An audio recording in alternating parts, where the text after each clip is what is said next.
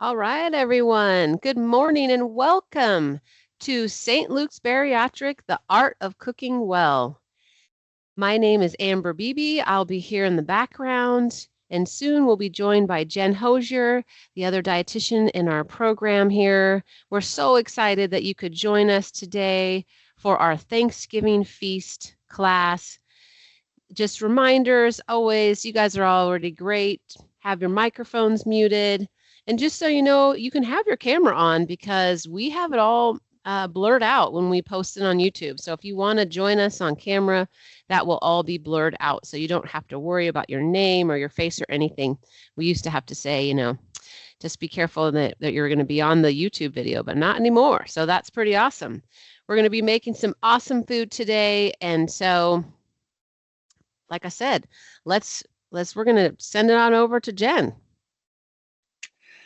Hey everyone, welcome to November cooking class. Thank you for joining us today. And yes, we have some fun recipes that we're going to do that you can use with your Thanksgiving meal. Certainly you could use these at other meals if you'd like, but we're going to go ahead and start diving in. And we are going to start with a chaffle stuffing. Stuffing, you say? I can't have stuffing, Jen, that has bread in it. I know. That's why we're going to do chaffle stuffing. So we're going to make some chaffles.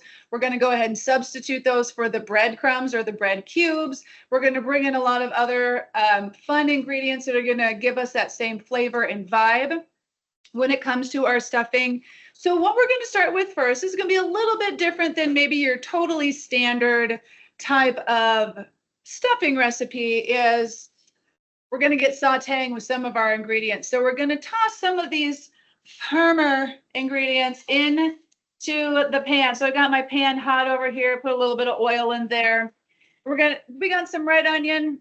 We like the red onion. You could do red, you could do white really, but the red gives a nice added color and different nutrients. So we like that. We have some chopped carrots, so chopped fairly small, so that we can get those softened up a little bit.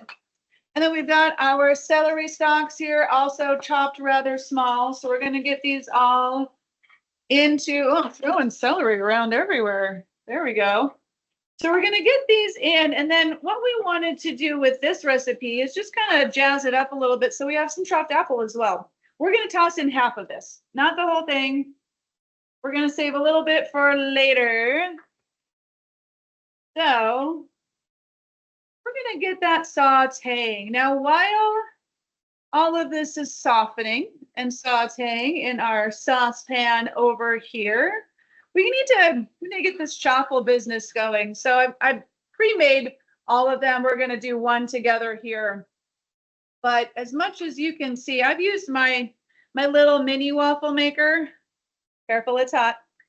You could use a large waffle maker if that's what you have. We used what we had, so it's several small ones. If you had a big one, probably just one big one with the recipe that we have built in to this for you, but cook them well. So we got them pretty brown. I don't know how well you're able to see. Yeah, that's pretty good.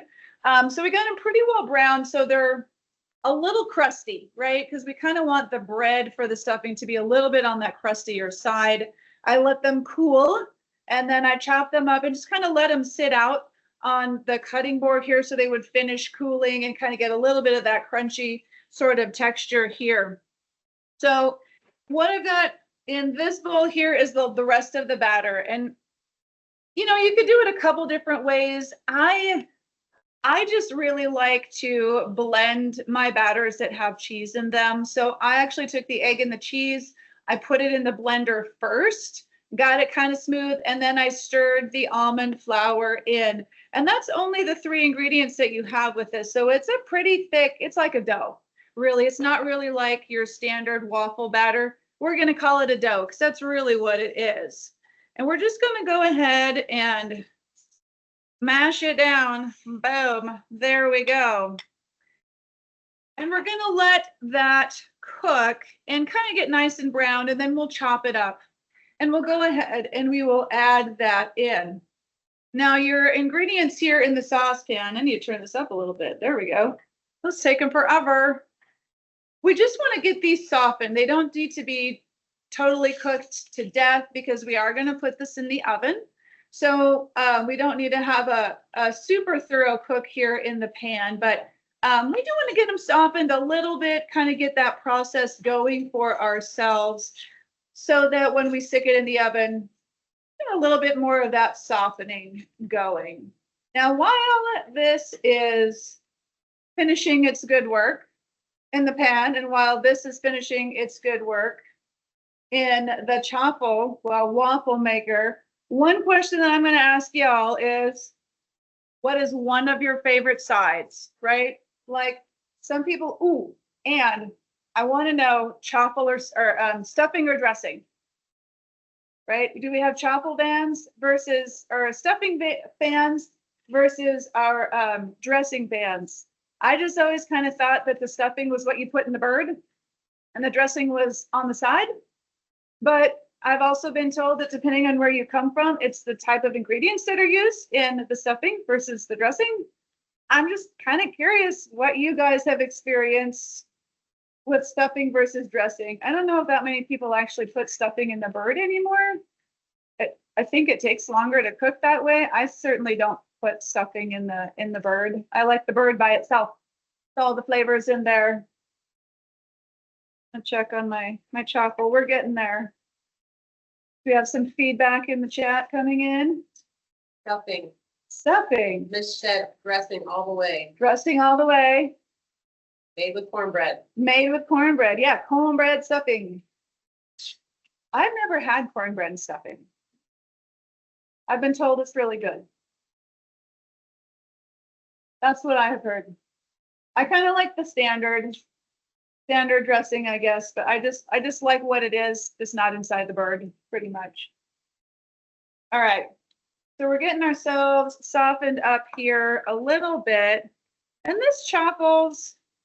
Maggie said, what? Stuffing out of the box, outside the bird. Out of the box, outside the bird. I like it. So we're not in the bird and we're not homemade. And you know what, Maggie? I dig that. I have also perhaps maybe used the box. You know, sometimes you just got to do what you got to do. No one needs to know, right? No one needs to know that you use the box. Maybe some people will know if they use the box. They'll recognize the box. That's okay. Okay, so let's get our chaffle out. We're getting some good browning on this guy. I'm trying to lift this guy out here. And normally what I would do is I would let that cool a little bit here on the cutting board, but I'm going to cut it now. We're going to get it into the cubes. Into our cubes. Oh, it's steamy. This is a really good recipe too, by the way, just a basic chaffle recipe. So if you like the idea of the chaffles, if you want to use them for other applications like a waffle, right? Little sugar-free syrup, kind of a little bit of a treat. They can do well using them for slider-sized buns or burger buns, sandwich buns, pizza crust base. Cut them into sticks. You got breadsticks, right? We can do all sorts of things with these, but the particular recipe that we have here today, it's pretty bread-like. I gotta tell you, it's got a pretty good texture to it and a pretty good look to it. I really like it. And when we put it in here with everything else that we have in the pan with this recipe together, I think it's just going to taste like bread. You know, very, very much, very similar for sure. All right, so we've got all of our chaffles now made. We've got this stuff looking pretty soft here in the side. I am going to stick in my garlic because I want to make sure we get the flavor in here. And then we're going to go ahead and add in our seasoning. So we've got a lot of your typical herbs that you would put into the stuffing here, right? So we got our salt and pepper.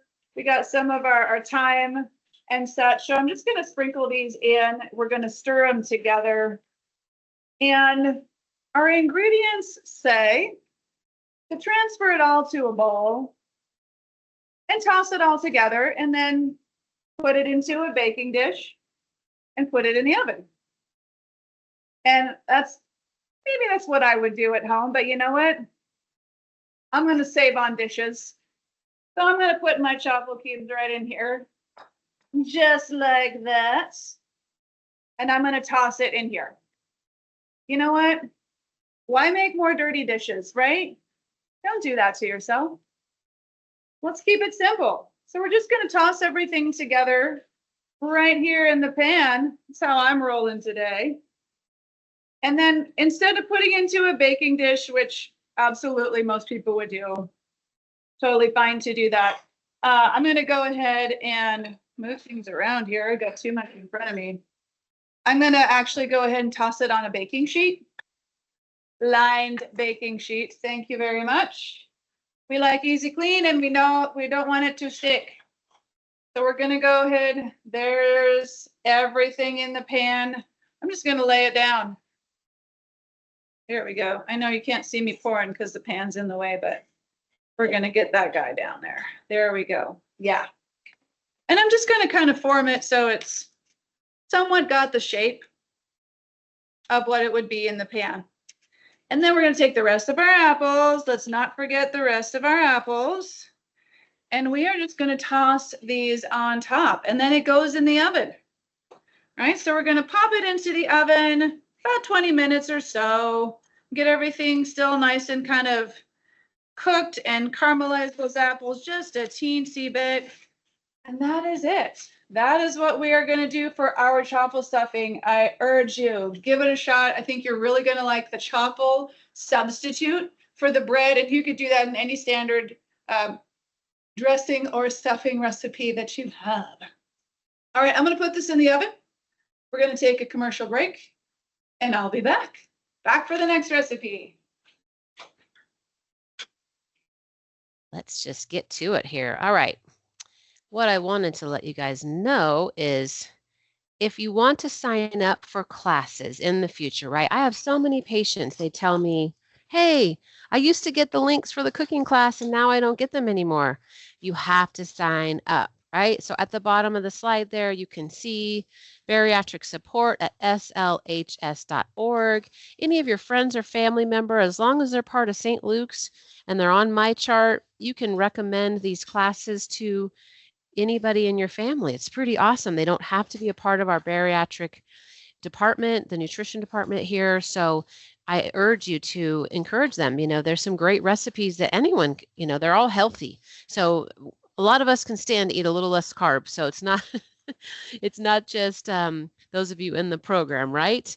All right. So also, we really have some awesome healthy living classes coming up, okay? So we're finishing up vitamins and minerals. So if you haven't signed up for this month, we've got 2 more sessions left for the next 2 Tuesdays from 11:30 to 12. But coming in January, this is a really popular one. It's building healthy habits, where to start, right? So the first class is January 7th. This one is an hour instead of a half hour. So we've got Tuesdays, every Tuesday in January from 11 to 12, starting on the 7th. The first one is Habits 101, like how are we building healthy habits? January 14th is Putting It All Together, Building Healthy Habits workshop. 21st is Untangling the Web that keeps us bound to habits that we don't want. Boy, could we all use that one, right? Oops.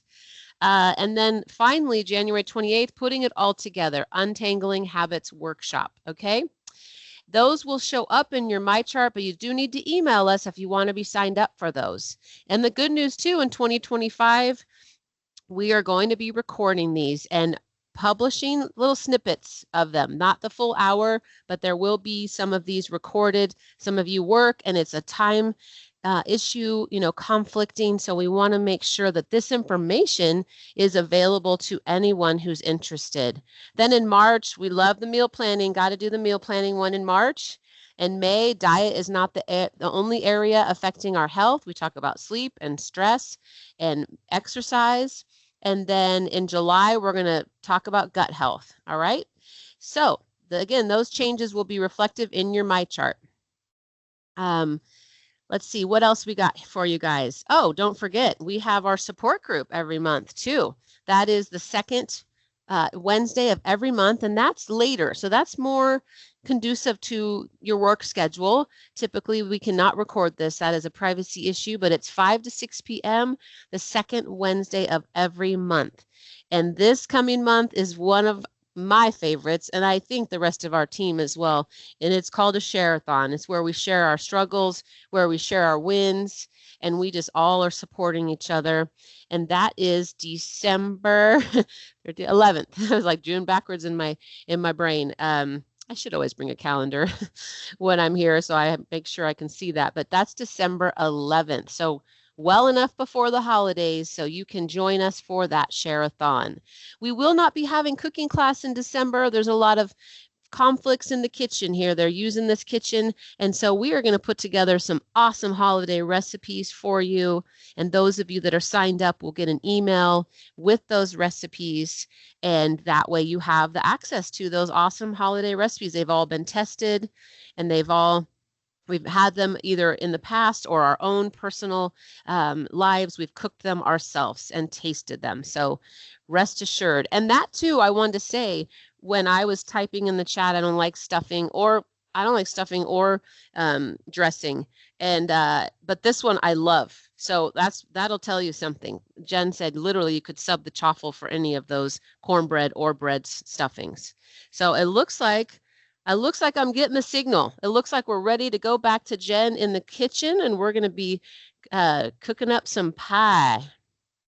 All right, let's move on to dessert, shall we? Right, we got something a little more traditional here with our pumpkin pie. And yes, you can do crustless pumpkin pie. You know, you can do that kind of thing. I know a lot of people have kind of figured out the sugar-free pumpkin pie sort of thing, but crust is nice, right? I mean, it's really nice to have a crust. You get that crunch, you've got that layer underneath. It just kind of gives it a little bit closer to that real pumpkin pie kind of experience. And so we wanted to try and do that. And what we did is we have a nut crust. We went ahead and I already pre-made this.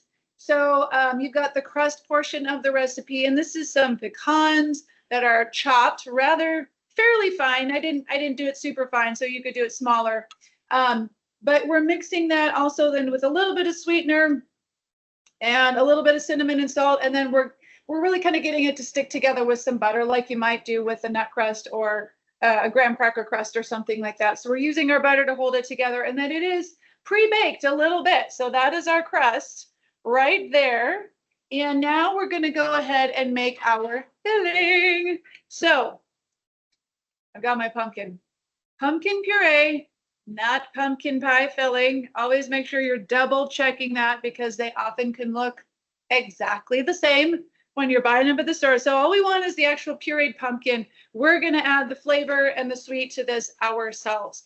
So we've got just a few basic ingredients here. We've got our eggs, 2 eggs and 1 egg white. We're going to go ahead and pour into this guy. And then we've got our milk. We have almond milk. You can do regular milk. That's fine. We have some people in our group here that don't handle the dairy so good, so we try and offer alternatives. Some of our other patients don't always handle all the dairy so good either. So we're using a milk alternative, but you can use a standard milk as well if you would like to. We got to have a little bit of sweet going into this. You can use the white sugar substitute. We rather enjoyed the brown sugar substitute, a little bit more of that caramely kind of flavor in there. So we were using the Swerve brand, but it's the erythritol brown sugar substitute is what we're using. Any other brown sugar substitute would certainly be fine. And then, of course, we do need that pumpkin pie spice flavor. So here's our tablespoon and 1/4 of our pumpkin pie spice. We're going to go ahead and pop that in. One of the nice things about a pumpkin pie is they're really not too hard to make, right? Like pretty much you kind of mix it all up together or whisk it, which I think is going to work better here in this case. You're just going to stir it all together and pour it into the pie pan, right? Easy peasy. One of the things to think about if you've not made this before, you do need a little bit of time afterwards to cool it. So a lot of pies, you can pull them out of the oven warm, they'll cool a little bit, but they're still good warm. This is one that really works better if you've had time to chill it. So it needs some time to sit out and chill even before you stick it in the fridge. Otherwise, you might break your fridge. So make sure it has some time to cool down, about an hour or so. And then you can go ahead and pop it in the fridge and let it finish chilling for the rest of the way. And then you pull it out and go ahead and cut and serve when you're ready to go ahead and pull it out after your dinner. All right. So there it is. There we go. Our filling, easy peasy. We're just going to go ahead and pour this in to our pre-baked crust. And then we're going to cook it. I'm going to actually not pour all of that in there. It's a little full. So we're going to go ahead and we're going to pop it into the oven. It does need to go for a little bit. I've got it at 425. We're going to cook it for about 15 minutes to kind of like get that gel kind of going on the outside. And then we're going to turn it down to 350. It's going to go for about another half an hour or so. We did this as bars, and now we're doing this as a pie shape. You can do either one. Both actually work really, really well. It's just your preference and maybe what shape of dish you have. But that is our pumpkin pie. Easy peasy. We're going to pop it into the oven here after the stuffing is done. And then we're going to take a commercial break. We're going to move on to the next recipe. See you in a minute. All right. So this is going to be awesome. That was, man, and that pie is so good. So I know that some of you, are used to doing like the sweetened condensed milk or even the evaporated milk. You could use the evaporated. The sweetened condensed, that's going to be way too much sugar, right? We don't want to do that. Because the whole point is we're trying to cook low carb and really have some great options for you here. So while we're on this short commercial break, we're going to talk a little bit about whipped topping. Okay, this is kind of a hot topic during the holidays. Some people think, we really focus on sugar-free. Yes, but what we want to tell you is if you're going to have heavy whipping cream, either make it yourself and add a non-nutritive sweetener in it, like a powdered sugar swerve or something like that. For the whipped cream. The other option is to buy regular heavy whipping cream in a can, which we will be using for our pie today. It has 1 gram of sugar in it in a serving. So it's very low in sugar. And it's also just awesome, right? Because you don't have any of those non-nutritive sweeteners. You don't need to have that in there. And so we prefer that. If you want to have something convenience. The difference is, right, the whipped toppings, those are a little bit different game. That's not going to be normal, healthy, heavy whipping cream. That is more, artificial. So if you can use the real heavy whipping cream, that is better than the whipped topping. But if you do buy the whipped topping, like Cool Whip, my family does like Cool Whip. So I would definitely recommend sugar-free on that one. But if you're going to just get the spray, just buy regular because the sugar-free is more expensive and it has those artificial sweeteners in them. So, all right, now we're going to talk a little bit about pumpkin and how good for you they are. My goodness, anything that has that kind of color is going to be amazing, right? We're talking about pumpkins that can regulate blood sugar. Of course, it's antioxidants. It helps us with having a healthy heart. There's fiber, actually quite a bit of fiber in pumpkin. A good source of zinc, helps you sleep better, better immunity, all of those sorts of things. Lowers our blood pressure, has really high vitamin A. So about 246% of the RDA when you have a serving, which I believe for pumpkin is about a half of a cup. So that is going to be very, very high in vitamin A. And we're making a whole pumpkin pie out of it. So later we'll be later when we make the roasted butternut squash salad, very similar to pumpkin. Lots and lots of nutrient density, and then adding the pomegranate arils to it. We are just going to be firing a lot of nutrition into these side dishes. The stuffing already, we had some onions and we had some fresh herbs and we have apple and celery and carrot. So just very healthy. And like we have talked about in so many of our classes, and I think this is something that just is close to my heart, and I wish that more and more education happened when people were little is that when we eat whole foods, our bodies aren't looking for more, not looking for more. When we eat processed foods, our bodies are looking for more. And when we keep eating more, right, we're bound to get too much. So it's so much better when we eat real food and whole foods, because then we're much more satisfied. So that is really the key for that. Okay, let's go on. You know what? We have some awesome, awesome fun. I was going to save these for a different break, but it looks like we're waiting for some roll stuff. I think we're okay. Are we getting closer? Oh, okay. I heard the microwave. So we'll wait on the really funny and weird Thanksgiving traditions and think through, because I want you to share some of yours as well here in just a few minutes. All right, I'm going to send it on over to Jen. All right, everyone, back in the kitchen. And what would be a Thanksgiving dinner if it did not have rolls, right? Man, when we're talking about Thanksgiving dinner, the bread is killer. And so we wanted to come up with an option for a roll substitute. And I think we got it. I think we got a good one. I'll be honest, this was one of my favorites. And Amber and I kind of fought over the leftovers a little bit because they're that good. And when I took them home, I mean, if you can like warm them, toast them, put butter on them, it's absolutely amazing. But I was just taking them out of the bag and eating them. They were that good.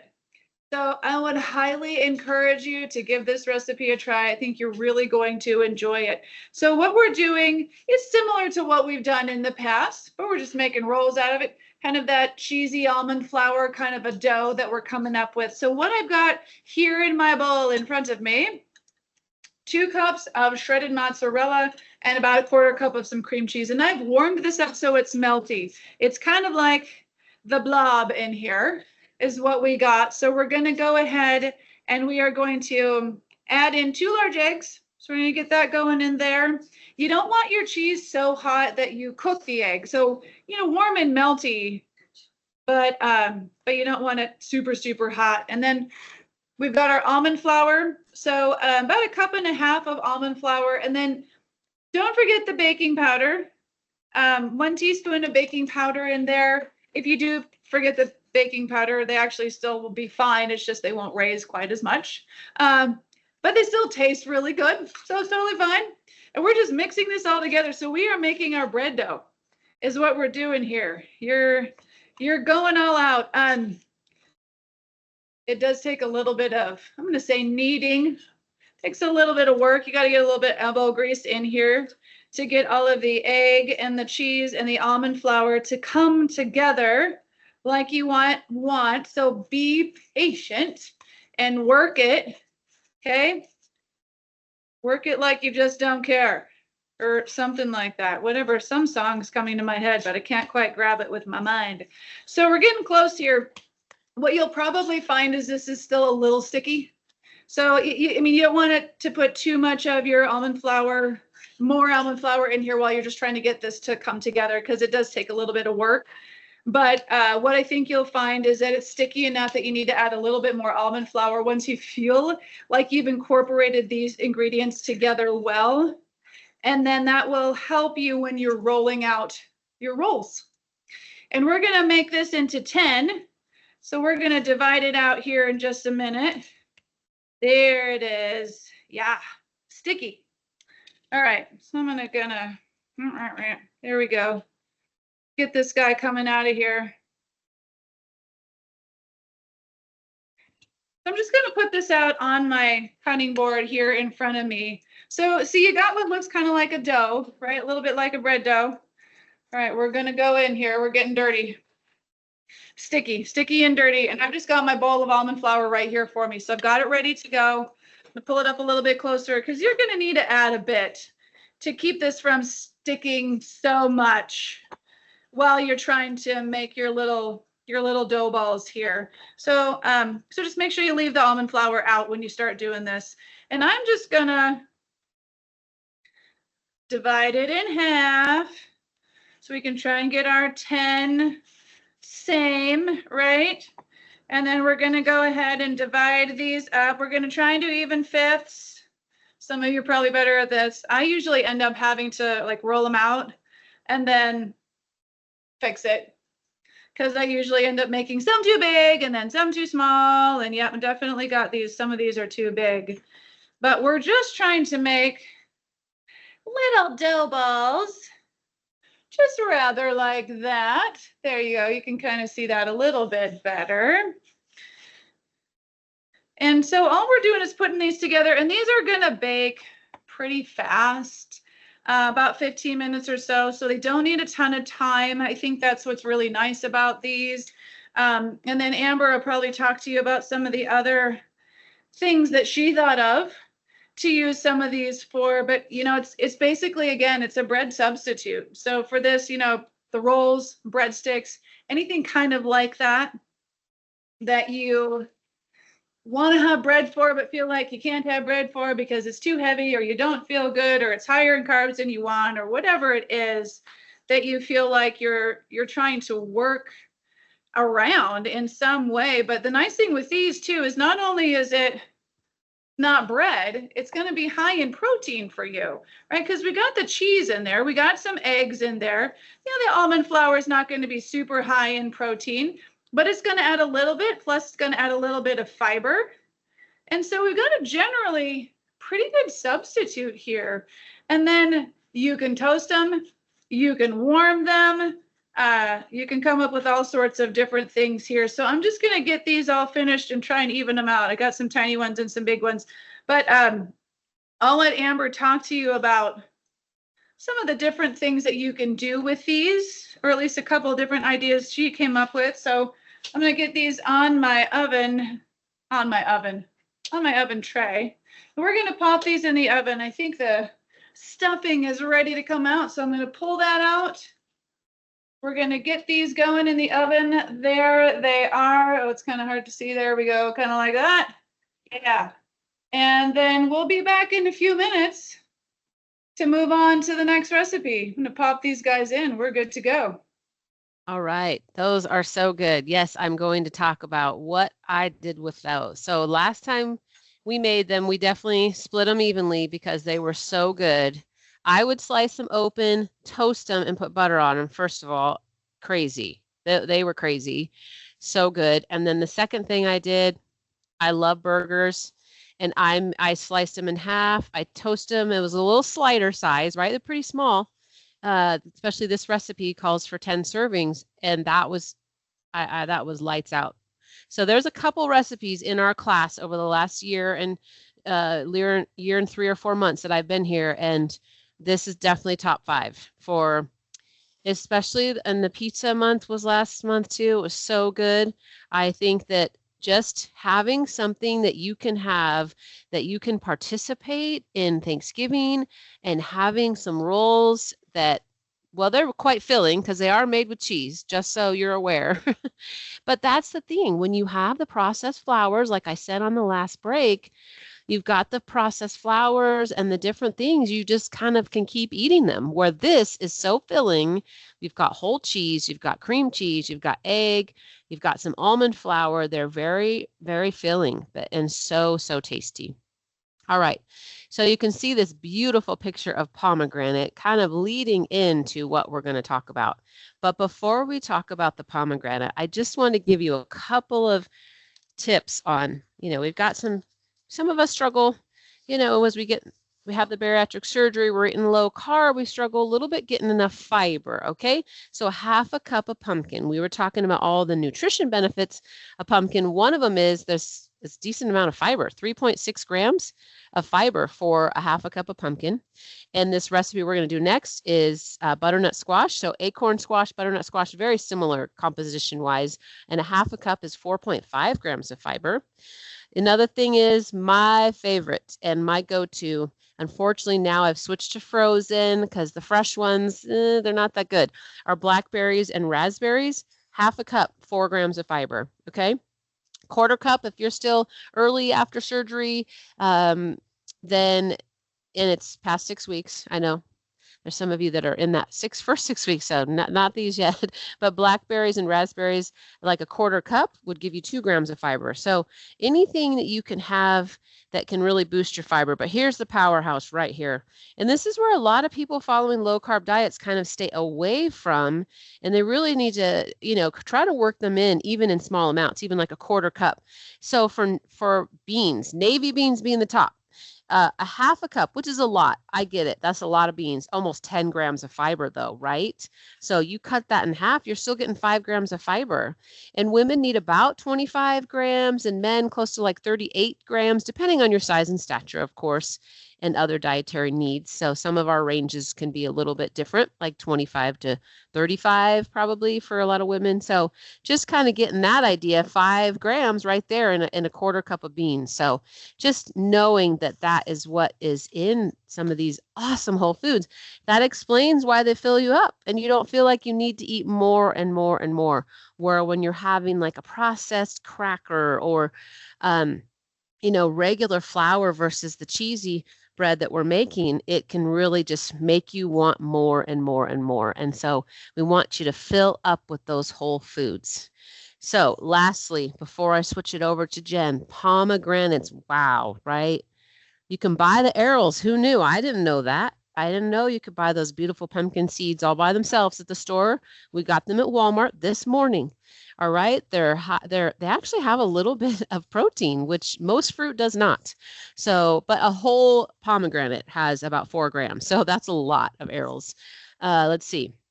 And they're pretty high in carbs if you eat the whole pomegranate. So, but they are rich in antioxidants. Not surprising. We get these bright colored, like the blackberries, raspberries, pumpkin, all of these vivid colors, are going to have more vitamins and minerals in them. And they're also very helpful to protecting your cells and the damage that can happen with just our air that we breathe, right? The free radicals in the air, the smoke, the smog, things like that can contribute to chronic diseases. So pomegranates, I know we're always talking about nutrition analysis and all of that. Our next break's going to be quick, right? Because we're going to be getting stuff ready, but we're going to be talking about all the weird Thanksgiving traditions. So funny and weird. But I want you to think about anything funny or weird that your family does or friends. Maybe you do a Friendsgiving. I want to hear those in our next break. So I'm getting the signal. From the kitchen. So I'm going to switch it on over to Jen. All right. Hey, you guys, we are back.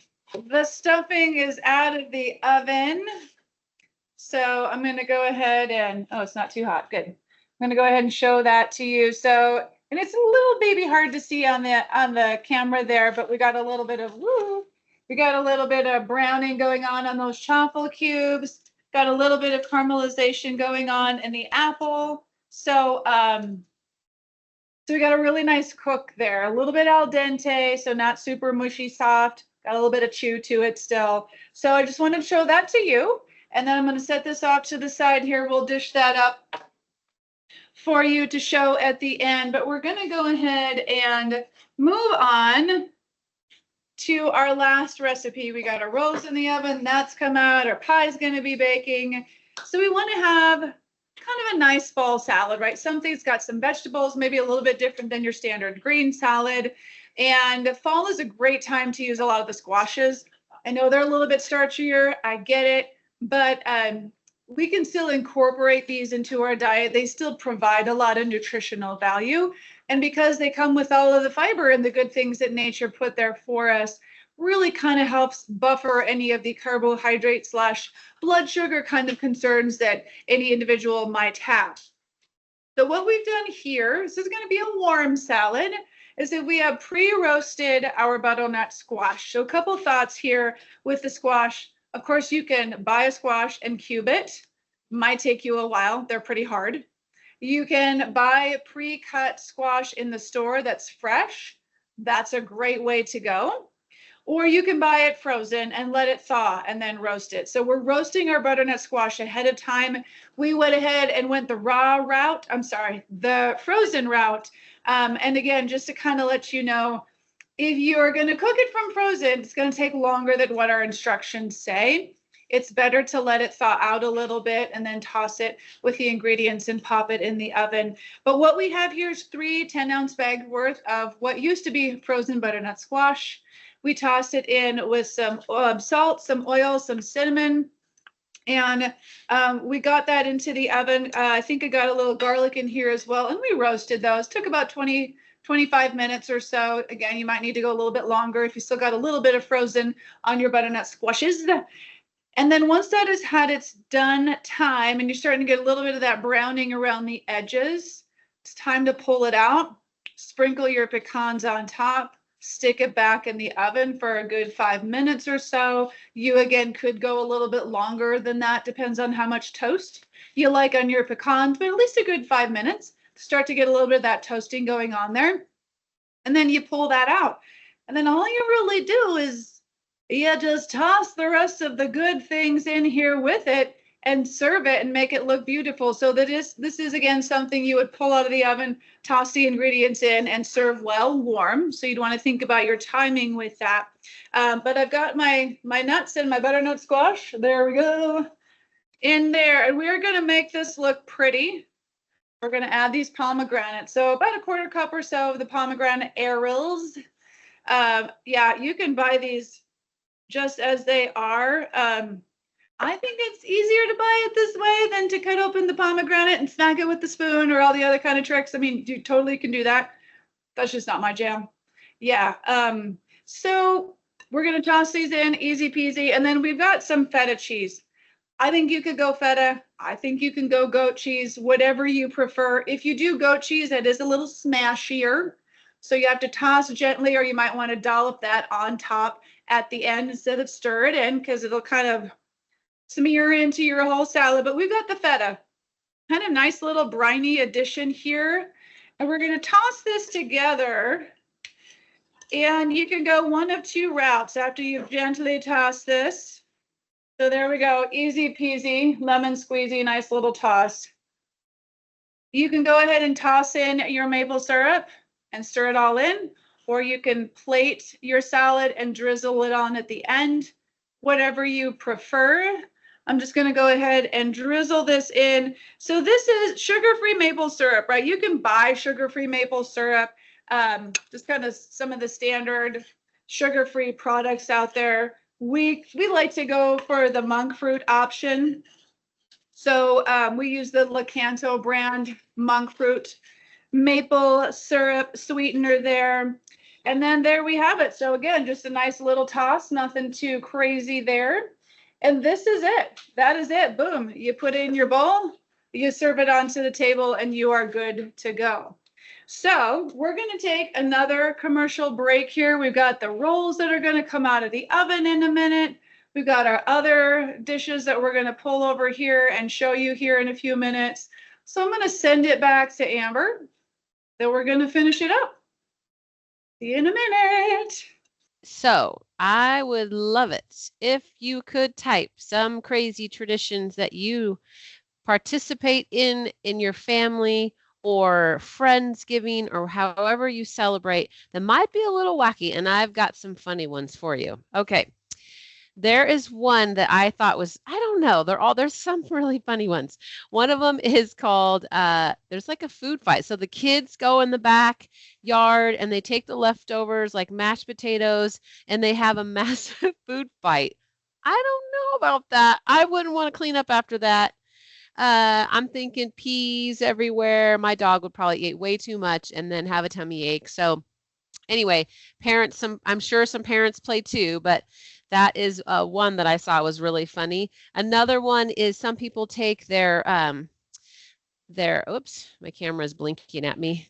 They take their pumpkins left from Halloween and they do pumpkin smashing, right? So they're getting rid of those pumpkins that we have decorating our porches. We used to do it the day after Halloween, honestly, and we dump them off of our roof, which was really fun. So, but then some people want to bust them up, maybe with a sledgehammer and just do things like that. Another wacky tradition is the turkey toss in Indianapolis, Indiana. Some high school athletes started a tradition of dressing turkeys, not live ones, of course, don't worry, in baby onesies, lighting them on fire and throwing them across a football field to see whose turkey could fly farther. That's a crazy one, right? That's a crazy one for sure. And of course, they're still doing it, right? It's not something that, they're stopping on that one. And then this one, every year, the University of Wisconsin at La Crosse has a frozen turkey bowling event. They oil up the frozen bird and roll it down a grocery aisle at bowling at bowling pins. I like that one.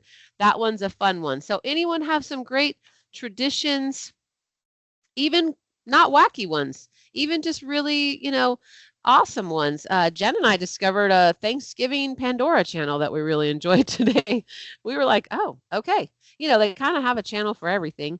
This was a lot of Frank Sinatra, actually. It was kind of nice, just kind of mellow while we were cooking here in the kitchen. Let's see. We like to go around the table. We stopped doing this before we start eating because, man, the gravy gets cold, right? So we wait till we've said our blessing, and then we start eating, and then we talk about what we're thankful for. Every single person can say one to three, whatever items that they're thankful for, depending on how big our group is. Sometimes just one thing. And then the other thing that is so funny is the craziness we call Black Friday, right? It only makes sense that we dedicate a day to capitalism as well. So why not make it the day after Thanksgiving? Call it Black Friday and see how far we can push thousands of people and retail workers, right, to get a 2-for-1 deal. I love that I can just participate online on some of these deals because I don't like crowds, and I definitely am not going to get up early on a day off. That's for darn sure. So, trampling, I don't know. And are they really that good of a deal? Sometimes I wonder about that. It has to be really good deal for me to brave the crowds. Okay.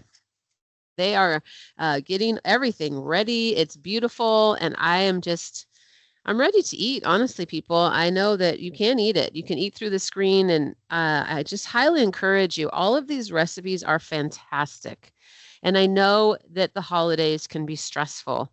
And all I can say, we talked about this in our support group this week, is be prepared. Bring something you can eat, okay?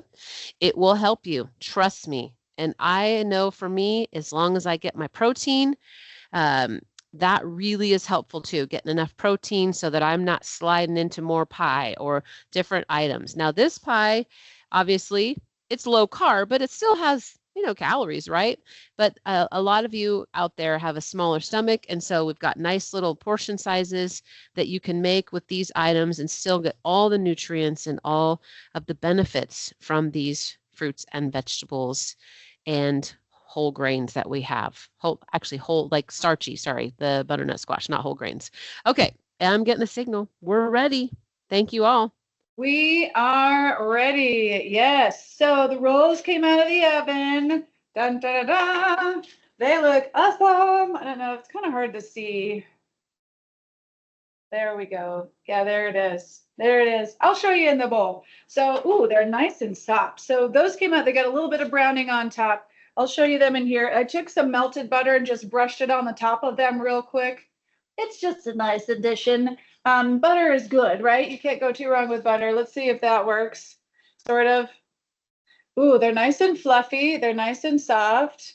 Can I do that? There we go. Got a little shadow on there. So you can see they're a little bit browned in the top. They're soft. They're kind of, they're moist. Oh, they're really good.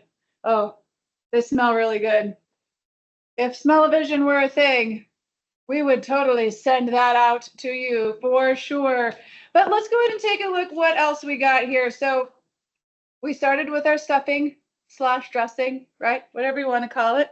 We've got that right here, you guys. So very beautiful platter right there. We've got that plated nicely with our little tchotchkes on the side, making it look super festive. And then, of course, we had to have our pumpkin pie. So we have pumpkin pie in the oven still because it's baking, but we made pumpkin pie bars ahead of time. So that is your pumpkin pie bars. One's trying to get away. There we go. So we just did some of the whipped cream on top. right? Here, we can just kind of show you. There we go. No, there it is. There it is. Yeah, bar.